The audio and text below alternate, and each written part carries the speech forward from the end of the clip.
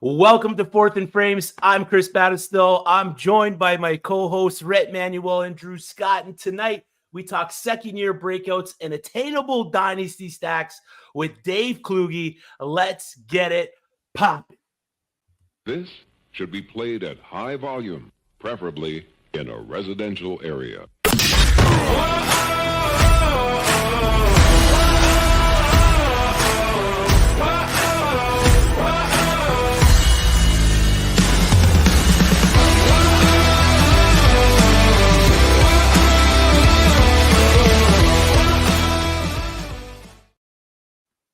All right. Like I mentioned at the top, we have content creator with Football Guys, where he's one half of the fantasy football show, FSGA nominee, dare I say, Bears optimist, avid hiker, world traveler, and most importantly, dog guy, Dave Kluge. Dave, welcome to the show, brother. Thanks for having me, man. It's funny that you see me as a Bears optimist because everyone on Bears Twitter has me pegged as like the eternal pessimist, the guy that's always looking at the glass half empty. Bears Twitter hates me, man. I feel like when I was living in Chicago, right? I'm sipping the Kool-Aid. I'm getting excited about every single transaction. Like if I was living in Chicago, Chase Claypool to the freaking moon. But out here, I don't get all of that same media. It's a little bit different. I'm able to look at things a little bit more objectively. And I don't know. I end up kind of being the pessimist of Bears Twitter. But that's the perfect Bears fan, right? The pessimist that eventually turns into the optimist once they get rolling. You don't want to be that preseason optimist that just turns into a sour grape when they're 6-9 in the middle of the season. And, I was on a show earlier today where they were like, this is probably the best time ever as a Bears fan. And don't get me wrong, like there's a lot to get excited about right now. I'm like, didn't we do this last year with Justin Fields, right? Like we were excited about like the supporting cast and DJ Moore and Justin Fields. And then you go back a few years ago and we're like, oh, Matt Nagy coming off coach of the year, Mitch Trubisky Pro Bowler, this is our year. And that didn't work out. A few years before that, it's like Jay Cutler, Brandon Marshall, Alshon Jeffrey taking over the league. Like the off season is just the best time to be a Bears fan because we can delude ourselves into getting excited and the what could be's. And then it seems like just about every single year, like week 6 rolls around and we're like, all right, next year's our year. Let me just say, we're sorry for bringing up the bad memories. All right, Dave. Hey, don't even get me going on Rex Grossman and Cade McNown. I can go back my entire lifetime.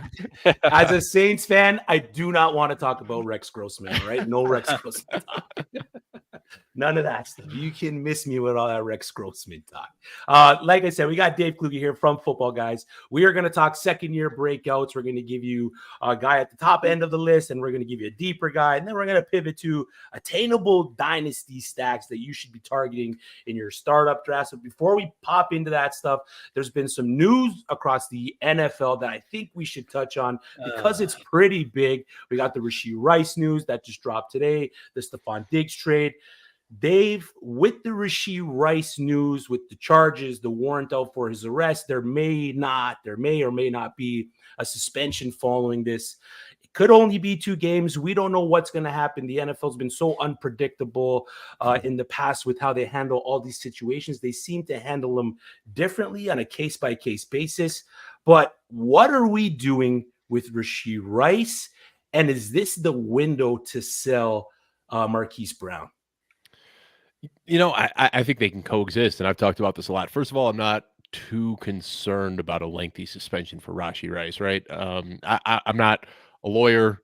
I'm not a judge. So in cases like this, I defer to Drew Davenport over at Football Guys, who is a lawyer, and he's great at doing this stuff. And he said that he thinks like a 1 to 2 game suspension is probably like the worst case scenario here. So I'm not overly concerned about anything for Rice, just based off of the fantastic work that Drew does.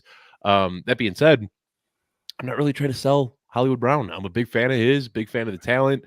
We're looking at back-to-back years where he's been struggling with injuries, and those injuries may have clouded the vision a little bit and made people think that he's not the player that he is. I've been buying Marquise Brown for a second if I can. I think that that's a pretty fair asking price for him right now. And then if you look at the way that these two guys operate, Marquise Brown and Rashee Rice, they play vastly different roles. Last year, I don't have the numbers in front of me right now, but if my memory serves me correctly, in Marquise Brown's game with the lowest ADOT, his lowest target gap depth of the season was higher than Rashee Rice's game with the highest target depth of the season. And the overall ADOT on the season, the average depth of target, Marquise Brown's was 3 times higher than Rashee Rice. So you're going to see Rashee Rice getting deep. He's going to be playing that MVS role, hopefully not dropping the ball quite as much, opening up even more opportunities for Rashee Rice underneath on those short routes. So I think this is great news for the Chiefs. I think it's great news for Patrick Mahomes. I think these guys are going to be able to coexist. I'm not really doing too much. I mean, if somebody's panicking and selling Rice, I'm buying, but I'm also holding Marquise Brown and even buying him if I can for a second. Yeah, and I'm with you on that completely. I just got done talking to Bob Harris about this, about Hollywood Brown in particular. And I mean, this is just a guy that, I mean, I don't know that there's a better landing spot for him personally. He's going into the best quarterback of his career and the best offense of his career with a coach who finds ways to use guys in special ways on top of that. So, I mean, Hollywood Brown has always been a buy for me since he signed with Kansas City. And after reading Drew's stuff, like you said earlier, I was concerned about the Rashee Rice stuff. But, you know, maybe I shouldn't feel so bad about that Dynasty article that I wrote about him a few weeks back on Fantasy Frame so much anymore. So, hey, man, I came out. We had a clip of me from the show. You know, we've got our marketing team, Jagger May over here, does a lot of great work for us. And he took a clip of me saying, go out and buy Rashee Rice, publishes it all over socials, Instagram, YouTube, Twitter, yada, yada, yada. 2 hours later, this story comes out. I'm like, you got to be kidding me. Jagger, you scoundrel. Yeah, exactly. This is just a situation that we just have no control over. We got to make the content like you making the content with Rashee Rice and Rhett dropping his article a week later, 2 days later, 2 hours later. This happens. So just crazy situation. One that, like you said, follow Drew Davenport on X, and he's going to give you the updates, the legal updates, the proper updates as soon as he gets them. He's always got the great legal threads on his feed. Pivoting over to the Houston Texans quickly, Stephon Diggs traded there from the Buffalo Bills. We're not going to talk too much about that situation because we kind of, I think, just based on everything that we've taken in, we're kind of all on the same boat with how that situation is going to rock out a little bit. But with the Buffalo Bills, if they don't address the wide receiver position in the draft, most likely they are based on how many wide receivers there are in this draft and the capital that they do have. But if they don't, who's the number one target there in the passing game? Is it Dalton Kincaid or is Curtis Samuel the deep sleeper? I think it's Dalton Kincaid. I think there's a lot of overlapping skill sets between Curtis Samuel and Khalil Shakir. And I understand people get excited about Curtis Samuel. I think he's a really good player. You got to go back 4 years to see his best season ever. And even then, he only had 850 yards. Like, I don't know. I understand Curtis Samuel is exciting. He's versatile. He can do a lot of fun things, but so can Khalil Shakir. And Khalil Shakir can arguably do them better, and he's younger. So I don't know. Maybe I'm missing something here. I'm not sipping the Curtis Samuel Kool-Aid the way everybody else is. I think that he's a good player. I think he's a fine player. I think it's great for the Buffalo Bills, but I'm not especially excited about Samuel in fantasy. That being said, man, Dalton Kincaid, he's the guy that I really, really want here. He's got the path to 150 plus targets. And we got to realize, you know, the Bills probably are going to draft a wide receiver in the first round, but we've seen a lot of landmines with wide receivers in the first round. And when I say a lot, I mean like 1 in 5, 1 in 6. But even if they draft a wide receiver in round 1, I don't think that's a death sentence for Dalton Kincaid. You know, it could make his opportunity and his path a little bit more narrow. But Dalton Kincaid, the way that things are looking right now with Stephon Diggs out of the picture, it's hard to look at him as anything other than a top 5 tight end. So, Dave, let me go ahead and ask you real quick. Gun to your head, if the Bills address that wide receiver spot at that pick 28 in the first round, who's the best fit for that offense in your mind? It's got to be Adonai Mitchell. That's who I really want to see there. You know, this guy, he just makes big plays. And there's a lot of concerns about his effort and his yards after the catch ability and things like that. But when the lights were on him in big games, in big moments, he always seemed to step up, and those lights get brighter under the NFL. So I hope that we could see him kicking it in that second gear. Obviously, there are some concerns there. And if you want to talk about a guy who's likely to bust, I think that Adonai Mitchell does have that in his range of outcomes where he could just not be the guy that we want him to be, and kind of a Quentin Johnson type player where he needs touches fed to him in certain ways. And if he's not getting those touches, then he's not doing much at all. That being said, he can take that step forward and he's got a sky high ceiling. And I think that's what they need right now. They could take it one of the safer guys. I don't think that Ladd McConkey, probably a little bit safer, a little bit more polished, a little bit more refined, but he's going to cut into what Dalton Kincaid does. We want to see Dalton Kincaid playing that role out of the slot. We don't want to see Ladd McConkey there taking all that from him. So I think Adonai Mitchell kind of playing the X receiver role, can't do the things Curtis Samuel and Khalil Shakir do, doesn't do the things that Dalton Kincaid does. I think he'd be the best fit for the offense. Nice. Yep. Dig it, man. All right, let's get into why we're here. Second year breakout candidates with Dave Kluge from Footballguys. To everyone watching the stream, like the channel, subscribe to the Fantasy in Frames YouTube channel.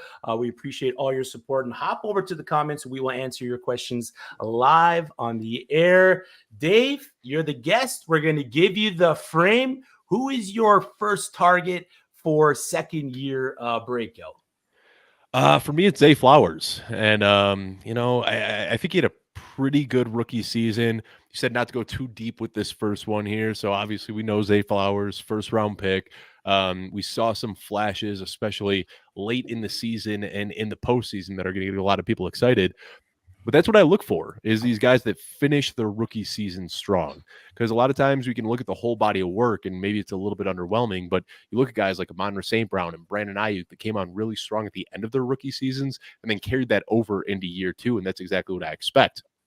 What really excites me about Zay Flowers is the kind of change in usage we saw. I was confused by the usage that we saw early in the year from Zay Flowers, because if you look at what he did at Boston College, he was a burner. He was getting downfield. He was making big plays. And then he came into the NFL and they started using him on slants and screens and these little dig routes. And then as the season progressed, we saw his ADOT grow. We saw him start playing a little bit more downfield, which I think is better for his skill set. And that's when he started making more big plays. And that's when he started scoring touchdowns. So he displayed abilities to win at basically every level of the field. And that's what I want to see from these young guys. And now we're looking at Lamar Jackson, who, he's going to be the perceived wide receiver one for Lamar Jackson, assuming they don't add anybody in this draft class. And last year, first year in this new Todd Monken offense, Lamar Jackson set career highs in pass attempts. He set career high in completion percentage. And I think we see him even build off of that and have an even better year two in this offense. So I'm really excited for Zay Flowers. Yeah, I think we're all excited for Zay Flowers across the board here, right, boys? Absolutely. I was a big Zay Flowers guy last year as well, too. And like you said, I really thought he flashed in a big way last year.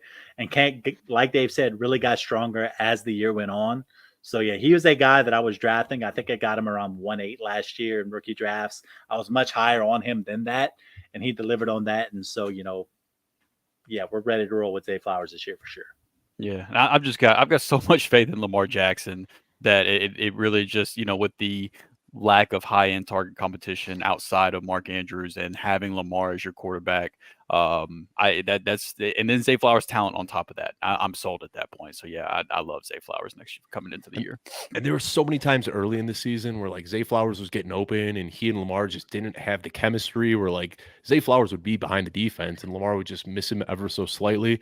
And you see that a lot with rookies, especially in the first half of the rookie season. We saw him start connecting on those deep shots later in the year. So I already made my case for it, but I'm expecting a big year too from Zay. Yeah, I love it, man. I love the pick. I remember when we did the rookie mock last year, I picked Flowers, and you were pretty high on him then as well. So to be able to just roll that into his second season, I love to hear it. We got Zay Flowers from Kluge. Drew, give us your second year guy, man. Yeah, as if I haven't talked about this guy enough yet this offseason. And it kind of feels like cheating, because if you just look at his fantasy points per game, it'd be fair to say that he had already broken out on a per game basis. He only played in 3 out of the first 4 games of the year, and he only finished 2 of those. He only played 2 complete games, but through the first 4 weeks, he was the quarterback 4 on a points per game basis. But we got to keep in mind that as far as our listeners go, they're in your home leagues and your redraft leagues, a lot of folks aren't going to be looking at this stuff from a points per game basis. They're going to be looking at total fantasy points. What have you done for me lately? His fantasy success was at the very front end of the year. It's very easy to forget how good he was to start the season. And so with that in mind, that he finished as the quarterback 37 in total fantasy points. And while I think that is the worst way to look at that, I think that is the way that it will be viewed in some home leagues and things like that. And I think that you, as a drafter, you can take advantage of that. And so coming into his rookie year as an Anthony Richardson fan, I was already high on him, but the games I watched, he looked better as a passer than even I expected being high on Anthony Richardson. And while he might not average one rushing touchdown per game like he did through the first 4 games of the year, the rushing upside was as advertised. It was great. And there was a great note from Debro over at Fantasy Pros that in the 2 games that he did complete, the 2 full starts he had, he averaged 25.7 fantasy points per game. And just for context, Josh Allen was the quarterback 1 last year at 24.2 fantasy points per game. And it's just what really sold me on Anthony Richardson was continuing to watch the Colts offense after he got injured and seeing how good the offense was still running under Shane Steichen with Gardner Minshew at quarterback. And if they can be that productive of an offense with Gardner Minshew, I can't wait to see what a healthy Anthony Richardson looks like. And that's not even considering the fact that we didn't really get to see Anthony Richardson and Jonathan Taylor on the field together either. And I've seen them on the field together. I look at that as a plus for Anthony Richardson, not a negative. I know that maybe he loses a rushing touchdown here or there, but the offense also becomes less predictable whenever you have an elite running back like Jonathan Taylor on the field as well. It just makes a bigger headache for defensive coordinators trying to deal with this offense. And the Colts they have defensive needs too, so we'll see what they do. But they're sitting right there in the middle of the first round where they could grab Brian Thomas Jr. There've been reports that they've possibly considering trading up for Brock Bowers, or they just hosted Malik Neighbors for a top 30 visit. Like, just think about what it would do to Anthony Richardson's fantasy value if they added Brock Bowers or Malik Neighbors to this offense alongside Michael Pittman. I think this kid's worth ethic, his God-given athletic ability, everything that he has, I think that he is the whole package for what we want from a fantasy standpoint. And I'm not the one to try to project injuries. So while I understand that it can be concerning because of the injuries he dealt with his rookie year, I'm not going to try to guess and predict who's going to get injured and who's not. And so projecting him out for a full season, I think he should be in the conversation for the group of guys that has the upside to finish as the quarterback 1 overall next year. But if he has this breakout like I'm expecting a top 3 to 5 quarterback season for redraft, and then by the end of this upcoming season, I think he's going to be viewed as a top 5 dynasty quarterback as well. So give me all the Anthony Richardson this offseason. I think that's the window there that we talk about. You say, people said this guy's going to get injured, and then he got injured. I think that's why you can get Anthony Richardson at a discount right now, because after a quarter of a season, people have already deemed him injury prone, and injuries are tough to. And like, you look at this guy, he's built like a brick house. Like, I don't think that it was a fluky injury. Like, he's not some skinny little guy that's going to go out there and keep twisting ankles and getting himself hurt. Like, I don't think that this is going to be a common thing. So yeah, if anybody's trying to sell Richardson because they think he's injury prone, I'm absolutely buying. Yeah, I like the pick too, Drew, but I was told last night by a guy who covers the Indianapolis Colts that they do not need a tight end because they have Jelani Woods. So I just don't see. Sounds like you were talking to a smart man to me. Sounds like you were talking to a smart guy to me, because I'm here for the Jelani Woods breakout too, just for the record. I dig it. So we've already had one wide receiver. We've had Anthony Richardson, the quarterback, from Drew. Rhett, give us your second-year breakout player.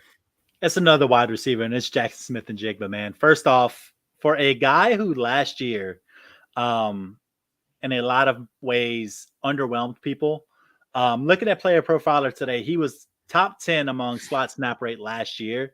And they had the coaching change, but they were very much a run-first offense last year with Kenneth Walker. Ryan Grubb is going to come in, and they loved to pass the ball in Washington. You look at Michael Penix's Jr.'s last 2 college seasons, 554 attempts in 13 games in 2022, 505 attempts in 14 games in 2023. So you're looking at a team that, in all likelihood, if we're looking at trends from what Ryan Grubb did in college, are going to get ready to throw the ball. And if you're looking at this offense overall, we know DK Metcalf is there. We know Tyler Lockett is getting a little bit long in the tooth. There's a real chance for JSN to step into that number 2 role this year. And not just that, but the fact that target share is so consolidated, and the fact that JSN, if I'm looking at it right now from last year, had 63 catches. The number 4 guy in receptions in that team was Noah Fant at 32 catches. So you are looking at an extremely consolidated target share. But here's where it gets good for me. He was 6th in target separation, and he was 17th in slot win rate without an OC that's going to do as much to scheme him into situations that are going to win, like Ryan Grubb did. He should be a great fit for both Geno and JSN. But even better than that, and I know we're talking a lot right now, Derek Brown tweeted out today, our boy D-Bro said that when he was on the outside, JSN was 15th in yards per route run and 4th in targets per route run when he played on the outside, compared to being around the 60s in both of those situations when he was playing in the slot. He was the first read on 19.3% of plays last year, which for a guy who was the third wide receiver on that team, pretty good rate. And on top of that, when lined up on the outside, his yards per route run were 2.57 yards per route run on the outside. So all this is to say that in a new offense that is going to like to push the ball downfield and push the ball downfield more with a quarterback like Geno Smith or Sam Howell, it really doesn't matter. Both of these guys are going to chuck the ball. They're in a position where Jackson Smith-Njigba is going to be in a spot where he can have a much better season than he did last year. Yeah, I know nobody cares about other leagues or startups or whatever, but I just did a startup where I was able to get JSN at the end of the 5th round. And I couldn't believe it. I traded up when he was still on the board. And, the guys that went ahead of JSN, people took Rashee Rice, Jordan Addison, T. Higgins, DJ Moore, Tank Dell. I was shocked to see some of those names going ahead of JSN. I mean, this kid just turned 22 years old. We knew, everybody knew, if you were drafting JSN in your rookie draft last year, you were saying 2023 is a wash. He's going to be playing behind Tyler Lockett. He's going to be playing behind DK Metcalf. You were investing in JSN for the long-term development. And then because he didn't produce as a rookie, then all of a sudden he starts tumbling in value. It's crazy to me how quickly people were out on him. Yeah, absolutely not. Go ahead. Yeah, no, I've spoke ad nauseum how much I've excited for the Ryan Grubb offense that he's bringing from Washington to Seattle for the Seahawks, and the role that I'm hoping that JSN is going to have in that offense. If he takes over that McMillan/Polk role for Seattle, I mean, I'm excited for JSN. He could end up being possibly the wide receiver 2, taking over that role from Tyler Lockett in that offense. So we've got Zay Flowers, we've got Anthony Richardson, got Jackson Smith-Njigba. I got another quarterback, and this is going to be music to Drew Scott's ears, and that is Will Levis, Tennessee Titans, getting a new head coach in Brian Callahan from the Cincinnati Bengals. A coach that was a former QB himself, and he was pivotal in the development of Joe Burrow. He's been around great QBs. He was with Peyton Manning when they won the chip in Denver. He was around Stafford in Detroit. He was with Derek Carr when Derek Carr was putting up career highs at that time with Las Vegas. And we cannot forget about the epic Jake Browning run when Joe Burrow went down, and Jake Browning was this, second coming of Joe Burrow. His offenses have always been about being efficient. In his time with the Bengals, 7th in red zone conversion, 3rd in third down, or 10th in third down conversion.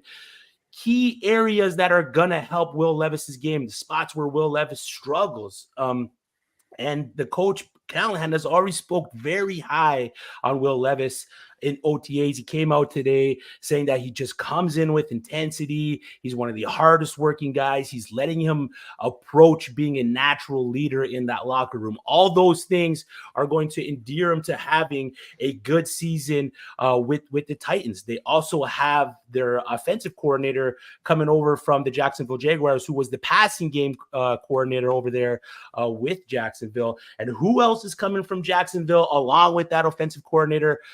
New wide receiver Calvin Ridley. So he's got a juiced up wide receiver room now with Calvin Ridley, Nuke Hawkins, and hopefully we can get some Treylon Burks. Hopefully Treylon Burks slides into that kind of Tyler Boyd role for the Titans, and we kind of get some usage out of him. I mean, I'm holding on to all my Treylon Burks shares that I got in Dynasty, so I'm holding on to hope at this point, but He did not have a lot last season, and the way that the scheme was ran didn't really help him. They ran a lot of 2 wide receiver sets. They used a lot of Derrick Henry, and then they were just throwing the ball downfield. When you were looking at what he did as a quarterback, 22.4% of Levis's throws were 20 yards or further down the field. When you're looking at the rest of the QBs, the average is 11.7. So he's throwing double what the average NFL quarterback is doing when he's throwing the ball downfield. So they weren't really letting him scan the field and make decisions based on what he saw. It was, like I said, Derrick Henry running the ball and then chuck it downfield if he could hit the guy. So they need to shore up their offensive line. The Titans are in a prime position to attack that in the draft. They can go and get Joe Alt or another one of these top-end tackles there. What they need, because when Levis is kept clean, his average yards per attempt is 8.3, which is 6th in the league, and he had his completion percentage climbed nearly 10 points. So that's a huge jump. I mean, it was 69.2% with a clean pocket. Not the greatest. He was still middle of the pack in the league, but it was the jump you saw from when he didn't have a clean pocket to when he had the clean pocket, which was promising. And now that they are going to address that offensive line, they have given him more weapons in Calvin Ridley. He got Nuke there, like I said. I'm hoping for big things coming from Will Levis. You can get him fairly late in your drafts. Most likely, if you're drafting Superflex, you can draft him as your QB3. So for me, Will Levis is my second-year breakout. Yeah, I want to see the man succeed so bad as a Kentucky fan. I want it to happen. It is concerning because, he had that coming out party where, was it in week 8, he had 4 touchdowns. One game. But then the rest of the year, he had 4 touchdowns and 4 interceptions, So it's like the rest of the year was not pretty. But to your point, he was better with a clean pocket than whenever he didn't have a clean pocket. But the snaps of him having a clean pocket were very slim to none last year with how bad the offensive line is. So, hopefully it seems like the path is clearing for Tennessee to be able to grab an elite offensive lineman here in the NFL draft, because they've got, outside of the teams at the top, they're expecting to take a quarterback. You've got Arizona and the Chargers in front of them who look like they could possibly trade back to where maybe an offensive lineman drops. So hopefully Will Levis gets some help on the offensive line, and receiver isn't as big of a need, I guess, as it was, prior to the beginning of free agency with them bringing Calvin Ridley along. With DeAndre Hopkins. So because I kind of thought that maybe, that might be a Romo Dutse landing spot in the NFL draft. Like, even though I wanted them to take offensive linemen, maybe they'd be tempted to go that route. But now it seems less likely with them giving Calvin Ridley a considerable contract. So they've surrounded him with the weapons, and hopefully they protect him now. And I mean, you have to, this front office has to see if he's the guy or not, right? Because I think that they're going to be a team that, if he does underperform again this year, they're probably in the quarterback run next year. And so you have to set his guy for success and see what you've got in him. And in spurts, he showed some exciting stuff. So, I am a little bit biased. I'm rooting for him to succeed, but I see both paths. But I think, to your point, Chris, the best part about this is he's damn near free. So it's not like you got to put a huge investment in this guy in dynasty startups or anything right now to take a shot on him. So I don't mind it at all, man. I hope you're right. So I want to throw a question out there real quickly, because we were talking about this in our internal Football Guys chat the other day. Somebody posed this question, and it got an interesting discussion here. Will Levis or Bryce Young? Who do you prefer in Dynasty? Because we were kind of split on this. If somebody else wants to answer, I'll get my rankings pulled up real quick. I'm going to go Bryce Young right now. Yeah, I'm a Bryce guy right now, based off of the fact that he's just been devalued so far. Yeah. But you could probably get him at a slightly better value, and they made the big upgrade with Deontay Johnson. They got these 2 picks in the second round. They look like they're addressing everything.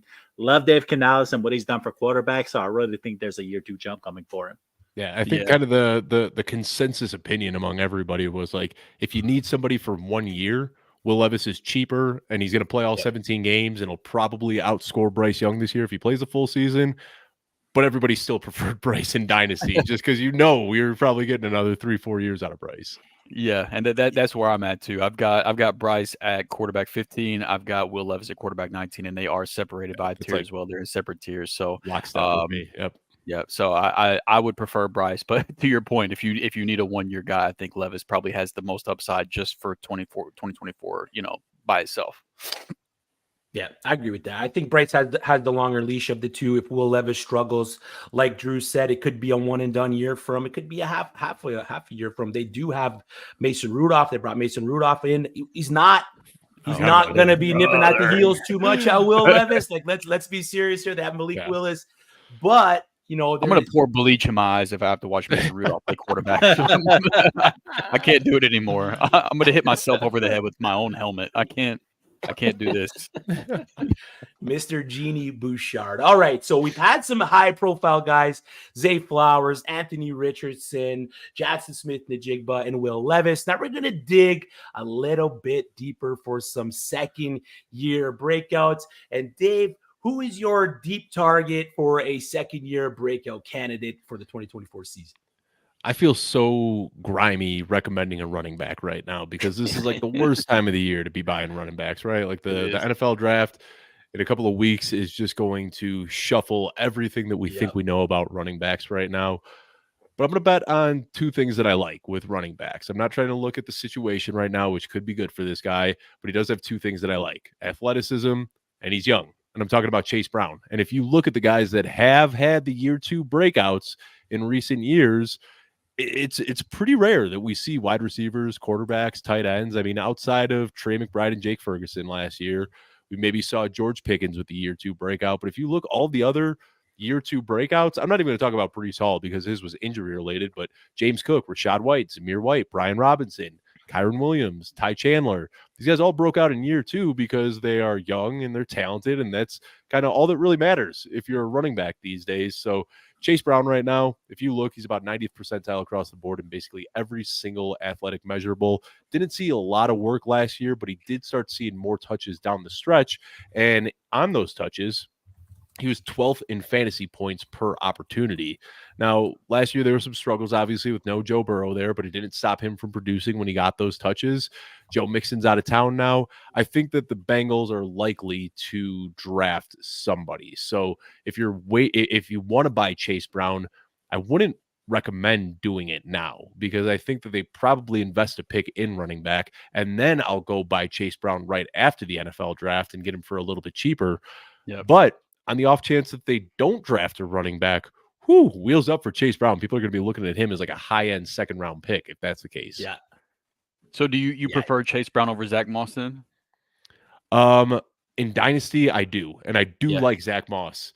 It's probably a lot more than a lot of other people do in redraft. I think that he can be that early down grinder, but Chase Young has 3 years on him right now, and I think if we're projected into the future, Zach Moss is probably going to be a 1 year kind of let's see what happens here, and then he'd need to land in another good landing spot to pay off at all. We're still looking at 3+ years of Chase Brown in this Cincinnati offense. Right. Yeah, I agree 100%. I think Zach Moss is a really interesting dart throw just because of the fit and the system, but I would agree that dynasty wise, Chase Brown is the dart throw that I like quite a bit. And again, like trying to talk right now about running backs and 2024 projections is nearly impossible. But I've still got my rankings done, and Zach Moss is inside my top 24, which is wild to think about. But I mean, makes sense though. What can Zach Moss do that Joe Mixon couldn't? I mean, they're very similar players. It's.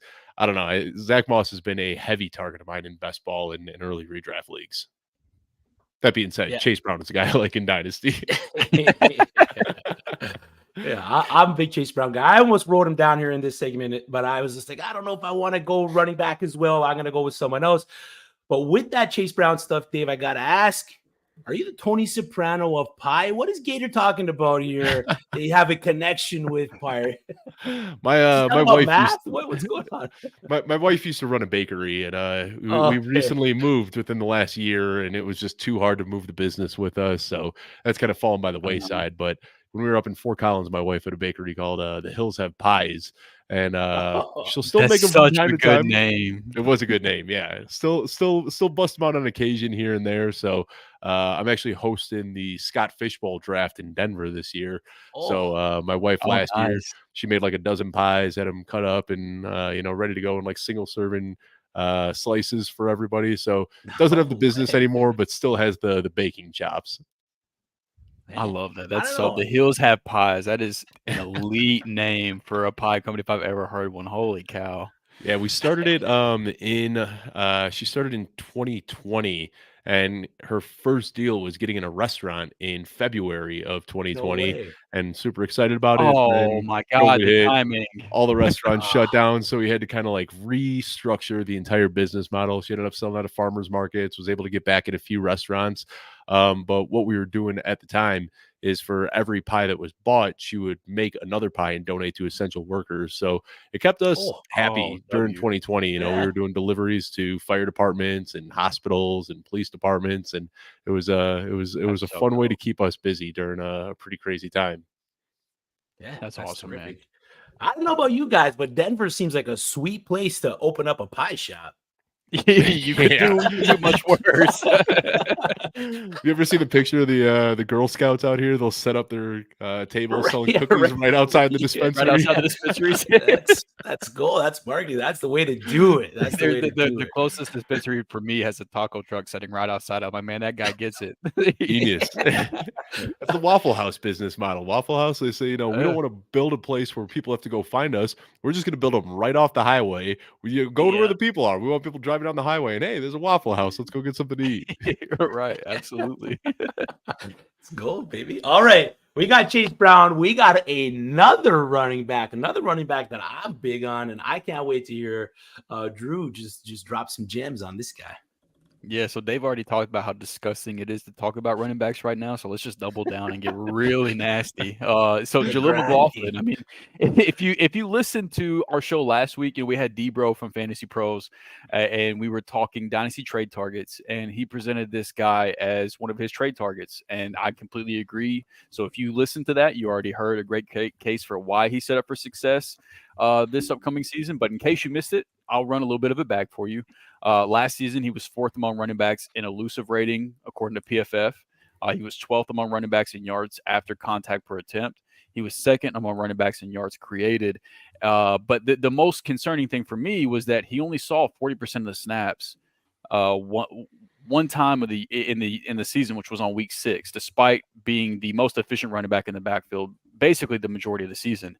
But Sean Payton, he's no stranger to using 2 running backs. I don't have to explain that to the Saints fans we have on the panel. But if the efficiency issues continue for Javonte coming into next season like they were last year, I'd be really surprised if McLaughlin didn't earn more snaps and carve out more of a role. And this isn't a breakout like I think he's going to be an RB1 or anything like that, but I think he's a guy that could be a back end RB2 because another bonus of this is Jaleel McLaughlin is a great pass catching running back, and I expect the Denver Broncos to be playing behind very, very frequently next year. I'm sorry if there's any Broncos fans that are listening. I do not expect your team to be very good.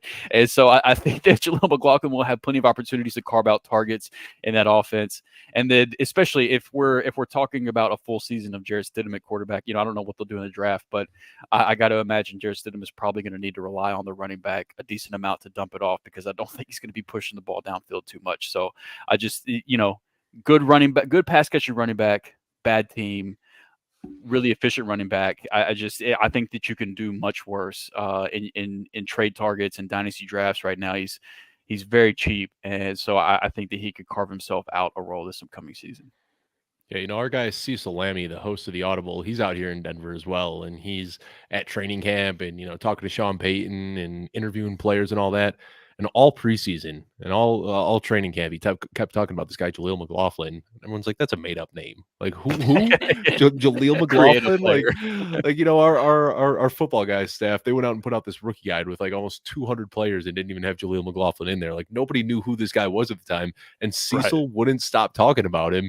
And then as soon as he got his opportunity, like he looks like he was just shot out of a cannon. He's slippery as an eel. Like he is a fun player to watch. So yeah, completely in agreement with you on all the Jaleel McLaughlin love.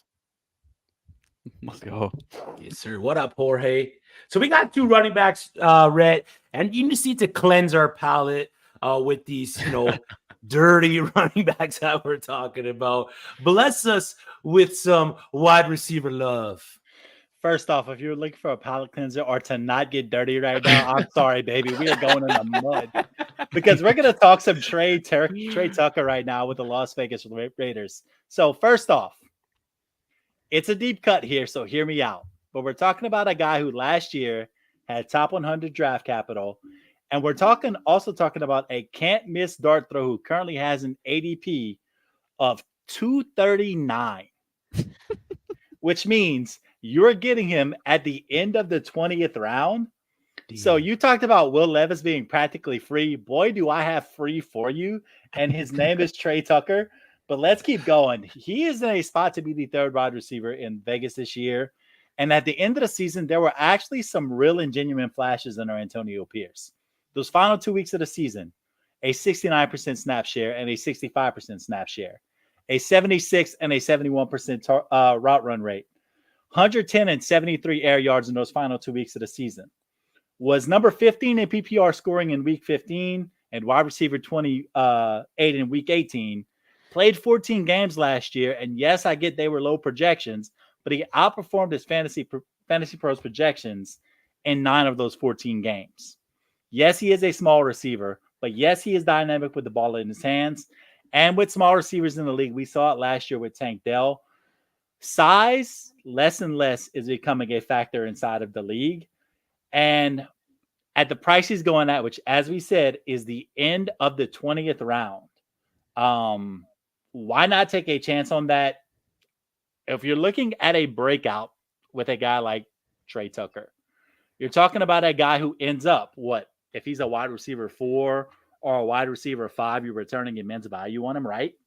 So, and if you get a guy like that and he happens to make it work and he happens to be a guy that you can plug in as a flex some weeks, or he ends up with something even better than that, not only do you get the benefit of a guy who adds to your team when you drafted him really late, but you also look like a genius among your league mates for being the guy who took Trey Tucker, who was actually returning some value this year. So, look, I'm not saying that it is a smash 100% guarantee, but we're talking about potential second-year breakouts. And in terms of deep cuts and guys who are going to have an opportunity, I mean, you have Devontae Adams getting a little bit older. Jacoby Myers does not have his athleticism. Other than that, Michael Mayer, we'll see what happens in year 2. There's a quarterback situation here in Las Vegas that we're not very sure of. But all I'm saying is that right now, with Trey Tucker, I mean, what have you got to lose? Yep, I like it. It's deep, and like you said, it's dirty. We got a trade question here from Hollywood Titan. Just saw, or a comment, I guess. Just saw a JSN trade today in a contract lead I'm in. JSN and a tooth for Jalen Waddle. I like my teeth personally, so I'm taking Jalen Waddle. Yeah, what tooth is it? Is it the incisor? Is it a molar? Is it a wisdom tooth? We need to know because it's gonna make a difference. But let's guess. It's gonna be a fourth or a fifth, right? Yeah, fourth or fifth. We'll guess fourth or we'll go on the higher end. I mean, we got a TH. I mean, that's the beginning of third, right? That's very true. Just missing a few letters here, but so I think value probably says that the gap between JSN and Waddle is a little bit wider than that. I'd probably want more than a fourth in return.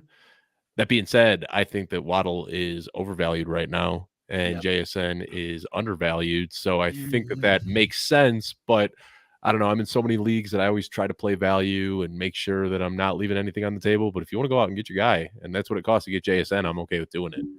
Yeah. And also, go ahead, Rhett. If it's a contract league, and also me being one of those guys, I'll need to know the ramifications as well, too, because with you getting JSN and having Jalen Waddle, I mean, if you're getting Jalen Waddle back, I need to know how much salary you're taking on, different things like that. But if that's your price and you're giving up Jalen Waddle and you're getting JSN and that for Jalen Waddle, I mean, personally, on the JSN side, I mean, I probably feel pretty good about that on the Waddle side, that you didn't have to give up that much to get back Jalen Waddle for that. But like you said, I agree, he's a little bit.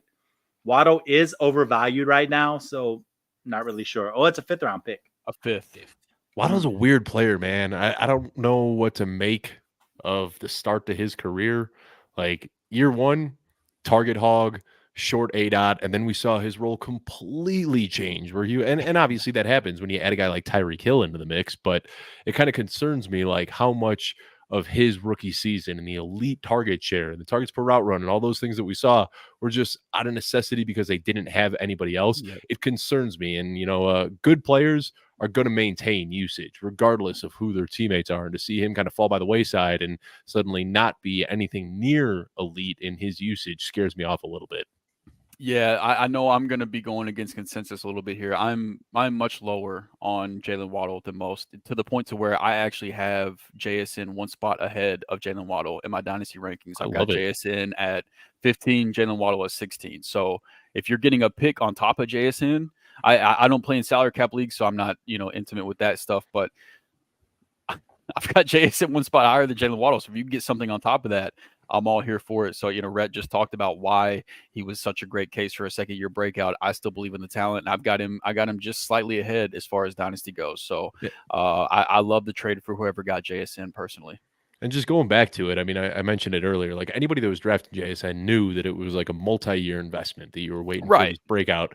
And like I heard so many people last offseason saying, hey, if you didn't get JSN in your rookie draft, don't worry, just buy him for cheap next offseason. And I was like, who's going to be selling JSN for cheap? Like regardless. And now here we are. Like we see JSN going for cheap in startups, going for cheap in trades. Like it actually happened. Like I don't know what people thought, that he was just going to like out alpha DK Metcalf and Tyler Lockett his rookie season. It's right. It's crazy to me. Yeah, I think we've already talked about JSN enough on this show, but I think he's one of the best buys out there right now. I agree completely. Yep. And Rob Rich Fry 405, Mr. 405. Brings up a great comment here. Sophomore slump, which maybe was the reason why Jalen Waddle struggled a bit. Dave, with the guys that we have covered already, Zay Flowers, JSN, Anthony Richardson, Will Levis. I'm missing a name from the top end there. Khalil. Trey Tucker. Which one of these guys do you think I don't want to say best opportunity because it's not the right phrasing. Which one of you guys think hits that sophomore slump and maybe doesn't hit that breakout? Man, you're putting me on the spot because I got to sit here and like say something bad about a guy that one of you just hyped up, and I like all of you, and I don't want to do that. It's all we good. We already alluded to it a little bit. Will Levis, man, he does concern me a little bit. I think the ceiling is there. And I got Jay Cutler apologist in my bio. All right. So if I'm still out here hyping up Jay Cutler 10 years from now, I want it to work for Will Levis. Like he's cut from that same cloth. He's a baller. I want to see it happen, but the floor is just there. Like we said, that huge breakout game. After that, there were some concerns. And then there's been so much talk this offseason about pressure to sack ratio. And that's where Will Levis really struggles, is his ability to get out of pressure and avoid taking sacks. And I don't think that Mason Rudolph is going to be, biting at his heels at all. I think he's going to get a full 17 games, and I think that he can be pretty lucrative there with the skill players around him. But I am a little bit concerned about what his future looks like beyond this. When you start looking at second round quarterbacks that have like actually done stuff in the league, it's a very short list. You got like Andy Dalton. Like outside of that, there aren't many guys. Not many. Yeah. Jalen Hurts, I guess.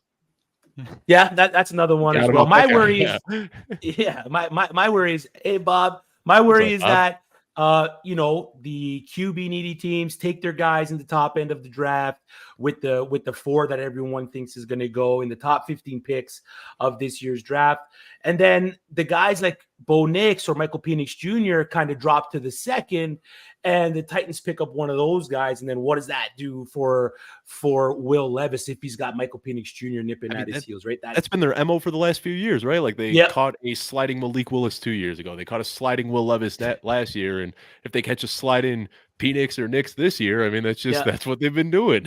It's like it didn't work for them, but it might work for us meme. Except it didn't work for us this time, but maybe it'll work for us next time. now that all 31 teams in the NFL have decided they don't want this guy, let's draft him. That's our guy. Now it's our turn. All right, so I got my second year breakout deep target, Michael Wilson, wide receiver for the Arizona Cardinals, and quite simply, he's the wide receiver 1 for that team right now until they address Technically. that position in the draft. They got rid of Marquise Brown. He went to the Kansas City Chiefs. They moved on from Rondale Moore. But when you look at what Michael Wilson did in the season as a whole, he was already ahead of Rondale Moore on that depth chart. And when you're putting him up against the wide receivers in the class, he was top 5 in total snap share behind guys like Jordan Addison, Zay Flowers, and Puka Nacua, just absolute ballers. And on his own team, he was second in snap share on the Arizona Cardinals. And looking back, like I said, that when he ended this season, he was lockstep with Hollywood Brown in snap share per game. They were both sitting at around that 75 to 80% snap share down those last few, like I think it was like the 3 to 4 games or right when Kyler Murray was getting healthy. And with Kyler Murray being healthy, I'm expecting a good full year for Michael Wilson.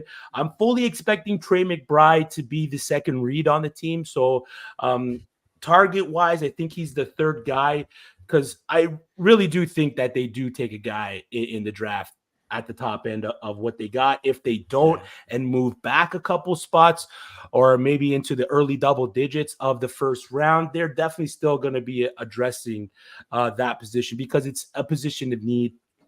And it's a top heavy draft. There's a lot of guys that can ball out coming in. Marvin Harrison Jr., Rome Odunze, Malik Neighbors, all guys that they're going to have a shot on. They're going to be able to pick their pick of the crop. So when you break down Michael Wilson as a player, he wasn't the greatest against man coverage. He was the worst rated wide receiver in the group for the Arizona Cardinals in that. But against zone coverage, he was the number 1 rated wide receiver for the Arizona Cardinals. And that's a little bit promising. So I'm hoping he can get a little bit better with the contested catches, because he is that big-bodied wide receiver that the Arizona Cardinals needed last year, and they're going to need moving forward into the red zone. So I'm hoping he can get a little bit better there, because he did struggle with that. And I'm hoping he can get a little bit better against man coverage. And if he does, he has every opportunity to shine in that offense and break out like we want him to. So for me, Michael Wilson is the guy on when I'm looking at deep, you can get kind of cheap and has the opportunity to step into a bigger role. Yeah, I like it. I mean, injuries have really been the big problem for Kyler Murray the last couple of years, but we haven't seen it yet. But like, we know Kyler Murray is good enough that one of these years he's going to have like a 4,500 yard season. And it could be this year when they finally add that guy like Marvin Harrison Jr. And if any quarterback's throwing for 4,500 yards, I don't care if he's the third option on the team. Like, Marvin Harrison's going to get his, Trey McBride's going to get his, and there's still going to be leftovers for Michael Wilson. So I really, really like Michael Wilson as a deep guy to pick up. If they're willing to trade Rondale Moore for Desmond Ridder, I think they feel good with Michael Wilson being where he is on the depth chart. Incredible point. Yeah. All right, so those are our second year breakouts. We have Dave Kluge from Footballguys here with us, chopping it up and just going through, recapping the players that we did cover: Zay Flowers, Anthony Richardson, Jackson Smith-Njigba, Will Levis, Chase Brown, Jaleel McLaughlin, Trey Tucker, and Michael Wilson from the Arizona Cardinals. Now we're going to move in to attainable dynasty stacks. You know, when you're going into your startup drafts, you kind of want to look at what you can pair up with your quarterback in order to get that multiplier. You don't want to do it too much in dynasty, because you don't want to be caught holding the bag. It is a big best ball strategy to attack those stacks. But there are some situations that you're going to be able to draft for your teams, and we're not talking about drafting, Joe Burrow and Jamar Chase. We're not talking about Dak and CeeDee or Patrick Mahomes and Travis Kelce. We're talking about stacks that you can actually draft. So guys that are a little distance from each other in the drafts. And Dave, as the guest, you're going to start us off with your first attainable dynasty stack. Well, first of all, I want you guys to know that I practice what I preach, all right? And I have only done one dynasty startup this year. I'm not one of those guys that goes startup crazy. I'm very selective about the leagues I join. In the one league that I did join this offseason, I drafted this stack. I got Deshaun Watson at 6'10", And this is a tight end premium league where I then followed it up with David Njoku at 901. And that is just way too cheap for both of these guys, in my opinion. I know Deshaun Watson has a lot of concerns, but at the end of the day, he wasn't that bad in fantasy last year. If you look at the numbers, he played 5 full games and he was a top 10 quarterback in 3 of those 5 games. One of the games that he wasn't top 10, he was still QB 14. So we're looking at starting caliber production from him in 80% of the games that he played last year. Still just 28 years old. If you go back to his time in Houston, which is obviously a little dangerous game to play because he's not the same player now in Cleveland that he was in Houston, but he was a top 5 fantasy quarterback every single year that he started in Houston. And I just am willing to bet that he's going to figure it out. They don't really have an option for him not to be good. They're locked into this contract for the next few years. They've done what they need to do to make it a better team. I'm not crazy about Jerry Jeudy, but Jerry Jeudy is a good option to pair out there. I mean, he's going to have Amari Cooper. He's going to have Elijah Moore, who I'm not crazy about either. But Elijah Moore, Jerry Jeudy, David Njoku, he's going to have a lot of options out there. And I know there's this narrative that Deshaun Watson doesn't like throwing to tight ends. If you look last year, David Njoku finished as the PPR tight end 6. Most of that production came late in the season with Joe Flacco. But at the end of the day, Njoku's still just 27 years old. He's hitting his athletic prime as a tight end. We usually see these guys peak at 27, 28, 29 years old. And we're seeing him play more and more out of the slot almost every single year. So Amari Cooper's getting up there in age. I think that we could see Njoku take that step forward, start playing more primarily out of the slot rather than the inline role he's been playing in recent years. If he starts playing more out of the slot, he starts seeing more targets from Deshaun Watson. I think this could be a lucrative stack. Now, right now, it's crazy where I see Deshaun Watson getting drafted. After Baker Mayfield, Kirk Cousins, Bryce Young, Jared Goff, Tua Tagovailoa, all the way down at QB 23 right now and keep trade cut. But with a guy like Njoku, what I'm trying to do, if I have one of these veterans like Kelsey or Kittle, I'm trying to trade down and get Njoku plus because I think that Njoku's best years are still ahead of him. Yeah, I mean, you don't got to convince me on Deshaun Watson. I've been a Deshaun Watson guy. So, I mean, I'm big on him. I own a lot of them. He's got the rushing upside. If you look at where he sits based in the rushing quarterback department, he's going to be in the mix with the top end guys in the league that everyone likes to attack. And like you said, you can get him very cheap because everyone is still sour on the person, which they should be, and everyone is still sour on the player because he's let us down over the past few years. So, I mean, you don't got to sell me. I love the Deshaun Watson call. I love the David Njoku call, and where you got him in the 9th. Dave, is that tight end premium league? That's tight end premium. Yeah, I mean, I'm looking right now. The guys that got drafted ahead of him are the guys you'd expect. George Kittle, Dalton Kincaid, Travis Kelce, but Brock Bowers. I was surprised there was Kittle there, like based on where they sit on the age range, and Kittle's durability. Kittle went in the 7th, and then there was basically just a 2-round drought where no tight ends went, and Njoku just fell into my lap. Yeah, I'll take that. I take that stack all the time. So Dave led it off with David Njoku and Deshaun Watson. Drew, what is your dynasty attainable stack, brother? Yeah, so the main thing for me with this one is that I love the value of both players, and it's Trevor Lawrence and Christian Kirk with the Jacksonville Jaguars. So right now, I've got Trevor Lawrence as a quarterback 10, but according to the March DLF ADP, he's sitting at quarterback 13, and he's going in the back end of the 2nd round in Superflex Dynasty startups, which I think is too late. Then you can turn around, you can get Christian Kirk in the middle of the 7th round in Superflex Dynasty startups at the wide receiver 37. I've got Kirk slightly ahead of that at the wide receiver 33. So both of these guys I have higher than what the current ADP tells us. So henceforth being one of my favorite stacks. And it's no secret that there's no Calvin Ridley in Jacksonville anymore. But even with Calvin Ridley on the Jaguars last year, Christian Kirk was still very productive on a per-game basis. He was first on the team in receiving yards per game. He was first in yards per route run, second in yards per reception, and he was first in first downs per route run. And honestly, I feel like the consensus opinion on Trevor Lawrence is too low at this point. I think we've gone too far in the wrong direction here. Now, I can tell you, I don't have rookies in my personal dynasty rankings until the NFL draft happens and we get landing spots and draft capital. Then I'll put the rookies in. But I'm very confident in saying that I'll probably have Caleb Williams ahead of Trevor Lawrence. But even saying that, that would move Trevor Lawrence from my quarterback 10 to my quarterback 11, which would still be above his ADP right now. So I think that he's a great value. And if you just shout out to Ian Hart, as he put, there's been some videos I saw that he put out of just the just bare misses of Trevor Lawrence, where like him and Calvin Ridley were just so close to connecting on big plays. Him and Christian Kirk too. There was, I don't think it was in the highlight reel, but there were so many just like thread the needle misses that would have made us look at Trevor Lawrence a lot differently had he connected with his pass catchers on some of these plays.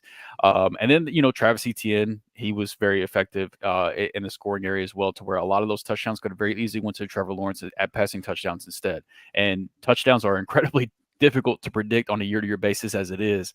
And so I think that even if we see the Jags use their first round pick on a receiver, then maybe I feel a little bit differently, depending on what receivers on the board at their point in the first round, and what direction they go with that pick. But as things stand right now, I've got Lawrence and Christian Kirk ahead of what their ADP is. And so that's a stack that I would be targeting in dynasty startups. But I want to say this at the end of that. That's my case for my stack. But I want to say this.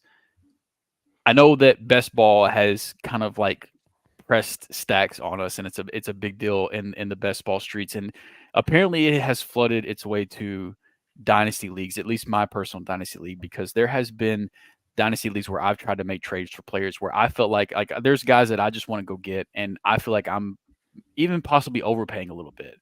But the guy I'm trying to trade with is like, oh, I don't want to trade that guy because I'm stacking him with so-and-so. So my advice to you would be, in dynasty leagues, do not let a stack keep you from making a trade that's better for your team. They're fun. Don't get me wrong. It's a good time on Sundays where you have that quarterback and receiver, and you get all the combo points from the touchdowns whenever they connect and things like that. But if it's better for your team, if it makes more sense, don't let the stack keep you from making a trade, because there's been trades where I'm like, there's no way this doesn't get accepted. And then the response I get is, it's a fair trade, but I don't want to give up the stack. And I'm like, man, son of a bitch. Like, I give up. So like, just don't, whatever you're in your dynasty league, stacks are fun. And fantasy should be fun. So at the end of the day, you can tell me to screw off if you just want to have more fun, and you want to have a stack in your dynasty league. But you're right. Just don't let that get in the way from improving your team, because I have had personal situations where that has happened to me. Now stacking, like the thesis behind stacking is it gives you a higher end range of outcomes. So you could take down a DFS slate where you're playing against 10,000 other people, or so you could take down a best ball tournament where you're playing against hundreds of thousands of people. Yeah. When you're in a league playing against 11 other people, or you're trying to win a head-to-head matchup, stacking doesn't matter nearly as much. So if you're willing to give up value to maintain a stack, that's just a bad process in dynasty. Yeah. Yep. Agreed with that process with stacking in dynasty. But it's fun though. It's fun. It is fun. It is fun. And it's fun when it hits, man. It's fun when it hits. I remember winning a championship because of the Jared Goff, Robert Woods, LA Rams stack, when those two guys were just absolute money. And from that point on, I was like, okay, maybe, I kind of got to have maybe one guy attached to – it is a 2 QB league. So I have one guy attached to my QB so I can possibly attack maybe matchups and stuff like that. Like we said, it's not a big strategy. It's not something you really want to tie your dynasty roster to. You want to make moves to better your team, but it is fun to do. And Rhett has got a doozy for us. Yeah, I've got a fun one for you right here. And I'm with you in terms of, whether you don't want to build your team around something like this. But if we're talking value, the idea of getting Jordan Love and Dontavian Wicks on the same team, I mean, that is screaming value for me, because you're looking at two guys last year. Jordan Love ends the season as the quarterback 5 in fantasy points per game. Dontavian Wicks has the late surge, and then the season at wide receiver 58. Well, for some reason right now, currently on Sleeper, Jordan Love is getting drafted as the quarterback 9, and Dontavian Wicks is getting drafted as the wide receiver 67. Or if you're looking at it in terms of draft slots in a 1 QB, you're looking at the 7-11 for Love or the 13-01 for Dontavian Wicks. So you're looking at guys who, first off, had very strong ends to their season going as late as they are. Wicks is the guy that is a big kicker here for me because no one wants to predict what's going to happen in that Green Bay receiver room. I mean, you have Jaden Reed, you have Romeo Doubs, you have Christian Watson, you have Dontavian Wicks. But he's the guy that among all of them, you're getting the value at right now. And you saw some nice games at the end of the year with him. And he ended up averaging, by the end of the season, 2.06 fantasy points per target, which was 18th among wide receivers. He only had a 47.6% snap share and a 54.6 route participation. Both throws are bound to go up this year. And couple that with Jordan Love, who at the end of the season, I know we don't count the playoffs, but in weeks 15 through 20, he was the quarterback one in terms of fantasy points. Or not the quarterback one, but a quarterback one. He was a guy who was top 5 in total attempts, in deep attempts, and in red zone attempts. Had a top 10 protection rate, which we expect that to continue this year. He was second in air yards, 6th in money throws, and on top of that, he could have been better because he had 18 dropped passes. So this is more of me swinging the bat for Jordan Love because I think he's extremely undervalued. I love the way he finished the season, and I think he's going to maybe be just as good this season. And, adding Josh Jacobs over Aaron Jones, I don't feel like it's that much of a shift in terms of what they're going to look like in the run game. So for me, at the end of the day, I mean, both of these guys are just values for me. And even if you want to take them separately and look at them as two separate entities, Jordan Love by himself or Dontavian Wicks by themselves, either way, you're golden. Yeah. Love me some Wicks. Yeah, you guys are making me feel good about my startup. You guys are talking about like all the guys that I just took in the startup a couple of weeks ago. I got Dontavian Wicks in the 12th round and couldn't believe it. That's a great value. There you go. Value. Yeah, I like that pick there. My only worry with the Green Bay Packers is that they don't see them having that true alpha wide receiver one in their room, and they might just end up drafting another guy, which could completely wreck the value of a bunch. You don't agree, Dave? And I'll say, man, they never draft first-round wide receivers. It's I just agree. Not the Packers. Sure. The Packers don't do it. Like they find these guys late. Like it's in Green Bay's DNA to just like take these guys late. Just kind of figure it out in camp, and that's what they did, years ago. I remember them saying that about Aaron Rodgers when he was coming up, like, oh, he doesn't really have like that guy. And then over time, it just kind of became Greg Jennings, and then later it became Jordy Nelson, and then later became Devontae Adams. Like, they just do such a good job of home growing and developing these receivers that I don't think they're going to go out and draft. It might be Reed, it might be Wicks, it might even be Bo Melton. Like somebody is going to step up in this offense. And considering how cheap Wicks is, I'm willing to take the shot on him. Yeah, early on in the offseason, I had Wicks as the wide receiver. He was my wide receiver one for Green Bay purposes for my dynasty rankings. And then I'm going to be completely honest with you. Ryan Heath with Fantasy Points, he put out a great study about how sticky numbers are from year to year in terms of predicting fantasy points for the upcoming year. And for receivers, it was, fantasy points per game and fantasy points in total were the most sticky stat. And then that led me to chicken out on the Dontavian Wicks hype a little bit. And I ended up moving Romeo Doubs back ahead of Wicks just off of his production that we've seen with Jordan Love. And so I think that collection of receivers is extremely interesting, just between Wicks and Doubs and Christian Watson and insert random day 3 receiver they're going to draft this year that they're going to develop into a freaking Pro Bowl receiver. I mean it's unworldly what they do with their receiver position, but I don't know. I'm really interested to see how that offense plays out this year, because I trying to project that, it feels like a nightmare to me right now. Yeah. For me, it was just watching that divisional playoff game against the San Francisco 49ers and how that wide receiver room as a whole just struggled to create separation and give Jordan Love anything for him to throw to. So just seeing that and being like, okay, do we have a room that's just full of the same guy? And can we elevate our offense by bringing a dominant wide receiver in? And as we've seen in this draft, or as we are projecting, it's full of these guys that could potentially be these dominant, big-bodied wide receivers. So that's my only worry for the Green Bay Packers. But you guys are right. They're most likely not drafting one in the first round, second round. They're going to take the day 3 guy is going to come out and be a Pro Bowler. Rougarou, it's been a long time. He says he's late to the party, but he's got his eye on a couple sophomores, Rashid Shaheed and Tank Dell. I love Rashid Shaheed, man. I don't know what he'll be from a fantasy standpoint. I don't know how productive he'll be, but I fucking love watching Rashid Shaheed. He's so fun to much watch. fun. He's going into year so much 3. fun. He was he was so unproductive his rookie season. I think That's last true. year was kind of his breakout. I think people forget that he was technically in the league in 2022. But I will say this: there is a sophomore wide receiver that has some potential for the Saints in A.T. Perry, so he's interesting. Another deep pull, yeah. That is a good deep pull. We got them all on this show. Just quickly, I'm going to touch on mine before we hop off here. My attainable dynasty stack: Jared Goff and Sam Laporta.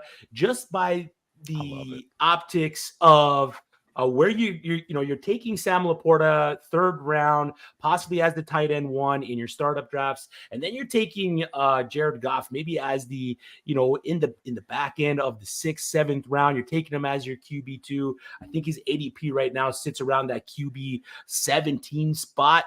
So he's being drafted as a QB2. If it's a super flex, you're bringing him in as your QB2. And when you take a look at the Lions as a whole, they're not going to be in a position to draft a quarterback early anymore. They are a winning franchise, and they're going to continue to do so. So, yes, Jared Goff is in his contract year, and this is the year for him to be able to secure that contract. He's 30 years old. And when you look at the free agencies at the quarterback position coming into next year, it's Russell Wilson, who are you guys taking Russell Wilson over Jared Goff for your NFL franchise right now? Probably. Jared Goff's not, getting a 5-year extension after this year. Exactly. He's the Lions guy. Yeah, exactly. He fits what Detroit is. He fits what they want to do. He's perfect for that system. My only worry maybe is if the offensive coordinator leaves. He was almost out this year. He took interviews, but he decided to come back. Dak Prescott's a free agent, possible free agent next season. You got Jordan Love, who's not going to go anywhere. Trevor Lawrence, who's not going to go anywhere. And then it's just a bunch. Tua's most likely not going to go anywhere. And then it's just a bunch of maybes. Jimmy Garoppolo, Sam Darnold, Drew's boy, and Trey Lance. None of these guys are going to do me like that. I got to fire my shots at you, Drew. None of these guys are going to be taking Jared Goff's job. So the Detroit Lions are going to look within and sign Jared Goff to an extension, making him a very valuable asset for fantasy managers. And as we know, Sam Laporta isn't going anywhere either. So to be able to, I don't know how you guys drafted in dynasty startups, super flex formats, but for me, I like to attack the tight ends and QB early and not have to worry about attacking those positions in future rookie drafts, because it's one of the hardest positions to evaluate. I'll take wide receivers and running backs all day and secure my foundation within those positions at the quarterback and tight end in the startup. So for me, I'm hitting Sam Laporta early. I'm hitting a solid quarterback early. And then if I can get Jared Goff on the back end, or possibly as my QB3 tied to Sam Laporta, I love it even more. So attainable, very for Jared Goff and Sam Laporta. Drew, I just sent you some Trey Lance propaganda that you could drop on the show at some point this offseason. Next time these guys give you a little crap, all right? Thank you. I appreciate that. I'm a sicko that has not fully healed yet. So let me just read this one off. I don't know if you saw it. Ian Kenyon just tweeted this out earlier today. In the last 25 years, there have only been 2 first-round picks at quarterback to throw fewer passes than Trey Lance through the first 3 seasons: Aaron Rodgers and Jordan Love. That's it. That's it. We're done. Man just hasn't gotten his chance yet. We're so back, baby. He just hasn't gotten the opportunity. We are so back. And then he went on to follow it up saying, like, is this really what we're upset about, that he hasn't started when the guys that he's been playing behind for the first 2 years of his career are both like lead MVP candidates behind Dak Prescott and Brock Purdy? I'm with you, Drew. I'm not giving up on Trey Lance yet. I'm still holding my shares. Do not let the Minnesota Vikings mess around and miss out on the quarterbacks in this draft cycle and go trade for Trey Lance instead. You guys can suck my ass because we're back with Trey Lance. Oh, jeez. This Drew right now. Lord have mercy, I'm about to bust. Moment that trade notification hits my phone, nobody's tell me anything, man. Oh, I love it. No, I don't love it, but I love it. We're going to continue to harp on Drew until he turns into Jordan Love or Aaron Rodgers. So we're going to be harping on Drew for a very, very long time. Yeah, if you're waiting on me to turn into Aaron Rodgers, you're going to be waiting for a while. We've already got the Travis Kelce comp, Drew. We don't need you to be Aaron Rodgers, all right? Yeah, I'll keep the Kelce one. That was far too kind as it is. All right, that's the show.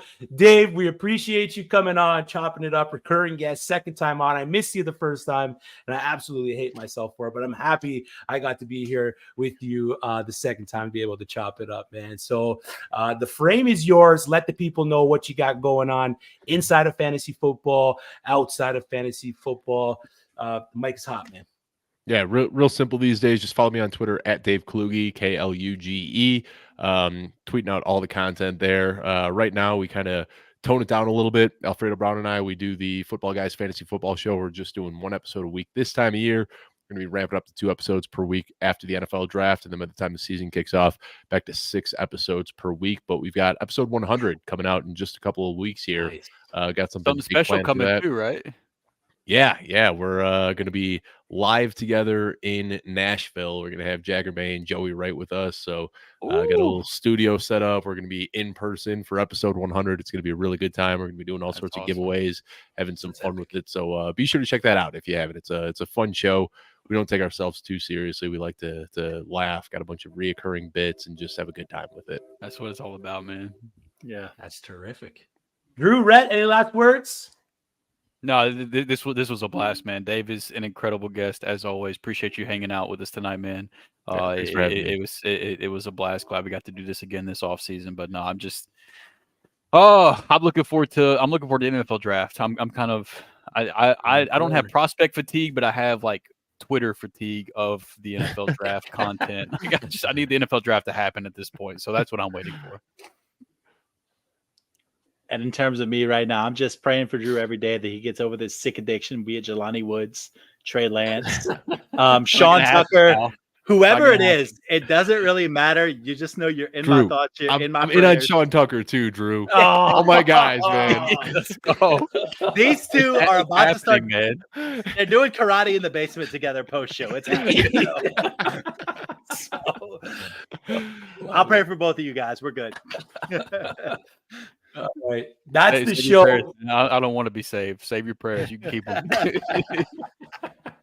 That's the show. Dave, we appreciate you. We appreciate your time. We appreciate you coming on. To all the viewers, all the people in the chat, we appreciate each and every one of you. For Drew Scott at Drew3MR, for Rhett Manuel at R Manuel Sports, I'm Chris Battistel. Toodles.